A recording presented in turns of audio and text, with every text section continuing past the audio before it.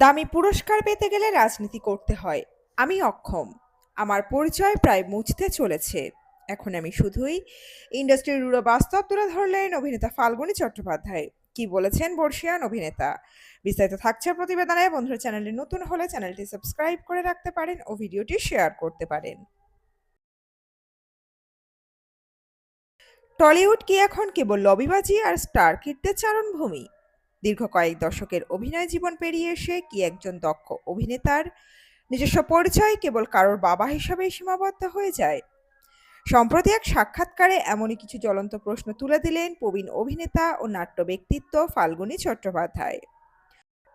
তার প্রতিটি শব্দ যেন টলিউডের গ্ল্যামারের আড়ালে থাকা এক তিক্ত সত্যকে সামনে এনে দাঁড় করিয়েছে। বাংলার নাট্যজগৎ থেকে শুরু করে রূপালী পর্দায় সর্বত্রই ফাল্গুনী চট্টোপাধ্যায় এক পরিচিত নাম। কিন্তু এত বছর কাজ করার পর তিনি যে অভিজ্ঞতার কথা শোনালেন তা রীতিমতো চমকে দেওয়ার মতো। সাক্ষাৎকারে তিনি সরাসরি আঙুল তুলেছেন বর্তমানের পুরস্কার প্রদান পদ্ধতির দিকে। তার মতে আজ আর কেবল প্রতিভা দিয়ে বড় কোনো সম্মান বা পুরস্কার পাওয়া সম্ভব নয়। ফাল্গুনী চট্টোপাধ্যায় স্পষ্ট ভাষায় বলেন, দামি পুরস্কার পেতে গেলে কোনো না কোনো রাজনৈতিক দলের লবি থাকা দরকার। তিনি আরও যোগ করেন যে তিনি নিজে এই ধরনের লবি বা রাজনৈতিক প্রভাব খাটানোর ক্ষেত্রে অত্যন্ত অক্ষম। তার এই সপাটে মন্তব্য ইন্ডাস্ট্রির ভেতর দলাদলি আর রাজনীতির যোগসূত্রকে আরও একবার নগ্ন করে দিল। তিনি আক্ষেপ করে জানান, যদি তিনি কখনো কোনো বড় পুরস্কার পেতেন তবে হয়তো আজ এই সত্যটা জনসমক্ষে বলতে পারতেন না।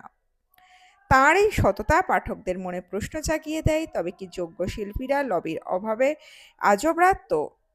এই বক্তব্যের মাধ্যমে তিনি বোঝাতে চেয়েছেন যে বর্তমান সময়ে কেবল অভিনয় দক্ষতা বা প্রতিভা দিয়ে বড় কোনো সম্মাননা বা রাষ্ট্রীয় স্তরের পুরস্কার পাওয়া কঠিন হয়ে দাঁড়িয়েছে। অন্যদিকে সাক্ষাৎকারে আরও একটি বিষয়ে নিজের দুঃখ প্রকাশ করেছেন তিনি। আজ ঘরে ঘরে আবির চট্টোপাধ্যায় এক সুপারস্টার, কিন্তু আবিরের সাফল্যের ছায়ায় কি ঢাকা পড়ে যাচ্ছেন তার বাবা ফাল্গুনী চট্টোপাধ্যায়? অভিনেতা নিজেই জানালেন সেই কষ্টের কথা। তিনি বলেন, আবির চ্যাটার্জির বাবা এটা লোকে প্রথম বলে, এখন অভ্যাস হয়ে গেছে। এখন বুঝে গেছি যে আমার পরিচয়টা প্রায় মুছতে চলেছে। দীর্ঘ অভিনয় জীবনে নিজের একটা আলাদা জায়গা তৈরি করেছিলেন তিনি, কিন্তু আজ সমাজ বা সংবাদ মাধ্যমের কাছে তিনি কেবল আবির চট্টোপাধ্যায়ের বাবা। সবচেয়ে বড় বিতর্কের সৃষ্টি হয় যখন তিনি প্রশ্ন তোলেন ইন্টারভিউয়ারদের মানসিকতা নিয়ে। তিনি বলেন, তাকে যখন কোনো অনুষ্ঠানে বা সাক্ষাৎকারে ডাকা হয় সেখানেও ঘুরে ফিরে সব প্রশ্নই কেন আবিরকে কেন্দ্র করে করা হয়। তার ক্ষোভের সুর স্পষ্ট। সব প্রশ্নগুলো আবির কেন্দ্রিক কেন? তাহলে আবিরকেই ডাকতেন। একজন সিনিয়রের সম্মান ও তার নিজের কাজের মূল্যায়ন না করে কেবল তার তারকা সন্তানকে নিয়ে কৌতূহল দেখানো যে কতটা অসম্মানজনক হতে পারে ফাল্গুনী চট্টোপাধ্যায়ের বক্তব্যে তা পরিষ্কার। একজন শিল্পী যখন বলেন যে তার নিজস্ব পরিচয় মুছে যাচ্ছে, তখন সেটি কেবল তার একার সংকট নয়, বরং গোটা বিনোদন জগতের রুচির সংকট।